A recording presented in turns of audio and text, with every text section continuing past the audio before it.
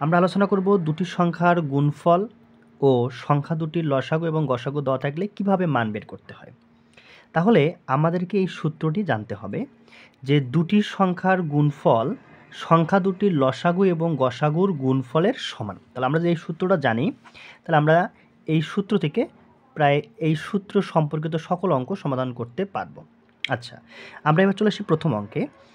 দুটি সংখ্যার গুণফল ৩৩৮০ এবং গসাগু ১৩ হলে অপর দুটির লসাগু কত, মানে অপর সংখ্যা দুটির লসাগু কত আমাদেরকে বের করতে বলে। তাহলে আমরা সূত্র দেখছি যে দুটি সংখ্যার গুণফল সমান সমান লসাগু গুণন গসাগু। তাহলে আমাদেরকে যেহেতু এখানে লসাগু বের করতে বলেছে, তাহলে আমরা লসাগু সমান সূত্র লিখতে পারি যে সংখ্যা দুটির গুণফল ভাগ সংখ্যা দুইটির গসাগু। তাহলে আমাদের এখানে সংখ্যা দুটির গুণফল দেওয়া আছে ৩৩৮০ এবং সংখ্যা দুটির গসাগু দেওয়া আছে ১৩। আমরা যদি ৩৩৮০কে যদি ১৩ দিয়ে ভাগ করে দেই, তার উত্তরটা হবে লসাগু। আমরা ক্যালকুলেটরের সাহায্যে ভাগ করে দেব ৩৩৮০ ভাগ ১৩। তাহলে আমরা উত্তর পাবো ২৬০।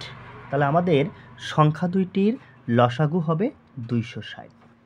আশা করি আমরা বুঝতে পেরেছি। এবারে আমাদের দ্বিতীয় অঙ্ক। দুটি সংখ্যার গুণফল ৫৪, সংখ্যা দুটির গসাগু ৩, সংখ্যা দুটির লসাগু কত। তাহলে আমাদের এবারও অঙ্কে লসাগু বের করতে বলেছে। আমরা লিখব লসাগু সমান সমান সংখ্যা দুটির গুণফল ভাগ হবে সংখ্যা দুইটির গসাগু।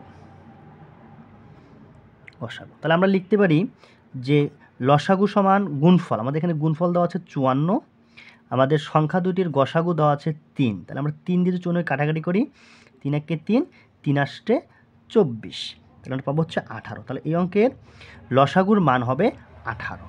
আশা করি আমরা বুঝতে পেরেছি।